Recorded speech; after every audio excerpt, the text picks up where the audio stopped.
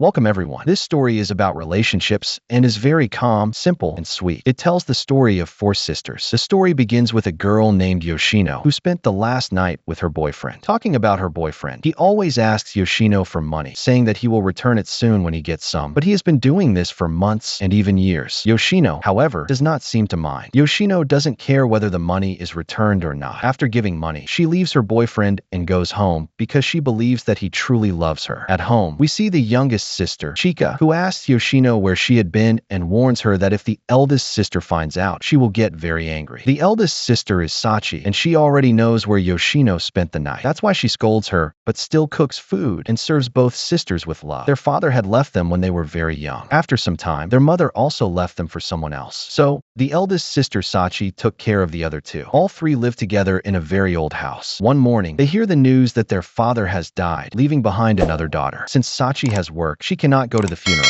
Since Sachi cannot attend the funeral, Yoshino and Chika take a train to the village. Chika explains that when their father left, she was very young, so she has no memories of him. She feels nervous and worried about what will happen there. Yoshino tells her that their dad used to beat their mom every night. At that time, Yoshino was still a child. Chika, being too little back then, doesn't remember anything like that, so she still thinks highly of her father. After some time, they arrive at the village, where a schoolgirl comes to receive them. Her name is Suzu, and she is their stepsister. Suzu's mother had passed away a few years earlier, so their father married a third time. Suzu takes Yoshino and Chika through the hilly paths and brings them to a hotel. The next day, their father's funeral takes place. Many people attend, including Suzu's stepmother and her little stepbrother. Suzu takes great care of them, which Yoshino and Chika quietly notice. Soon after, Sachi also arrives because she managed to get an early leave from work. She feels very happy meeting Suzu. One of them says that maybe their father was a gentleman, but Sachi replies that he might have been a gentleman to others, but for them he was useless because he broke their family by running after other women. Suzu overhears this and brings them some childhood photos that their father had kept safely. Afterward, she takes them up a mountain and tells them that her father used to bring her there often. Later, the three sisters take the train back, but Sachi keeps thinking about Suzu. She then asks Suzu why she doesn't come and live with them in the city. Both Yoshino and Chika are shocked. Sachi explains that even though their house is old, it is very big, and since all three sisters earn money, they can take good care of Suzu. Suzu happily agrees and runs behind the train, waving goodbye. A few days later, Suzu brings her belongings and moves into their house. She is given a new room. Suzu feels emotional, thinking that her own mother destroyed this family, yet these sisters are now raising her. It is such a big thing. Chika introduces Suzu to their grandmother's sister. Suzu quickly starts going to school in the city and makes new friends. Among their relatives, only their grandmother's sister is left, and she advises Sachi to take care of herself instead of carrying all the responsibilities alone, and especially since Suzu's mother was the one who ruined their family. But Sachi replies that it isn't Suzu's fault, and she is happy now after coming to live with them. At school, Suzu even joins the football team, where she is the only girl among all the boys. After practice, she often goes to a canteen whose owner has known the three sisters since their childhood. Sachi works as a nurse in a hospital and is in a relationship with a doctor, but the truth is that doctor is already married and has a wife and children. On the other side, Yoshino's boyfriend is completely useless. He doesn't work and depends entirely on her money. Yoshino is very innocent and doesn't realize that he is just fooling her. One day, Sachi sees them together and advises Yoshino to leave him and find a real partner. But Yoshino feels annoyed and tells her sisters that she just wants to live in the present without worrying about the future. Slowly, Suzu becomes comfortable living with the sisters, feels happy, and starts becoming more like them. All of them now follow their daily routines, going to work and school together. One day, Yoshino tells Suzu that she should get a boyfriend since she has grown up. Talking more about Yoshino, she works at a bank. One day, her boyfriend comes with another man, and together they withdraw a large amount of money from different accounts. When Yoshino calls to ask him what happened